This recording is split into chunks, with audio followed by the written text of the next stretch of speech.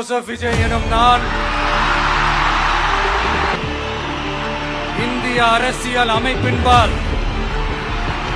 உண்மையான நம்பிக்கையும் மாறா பற்றும் கொண்டிருப்பேன் என்றும்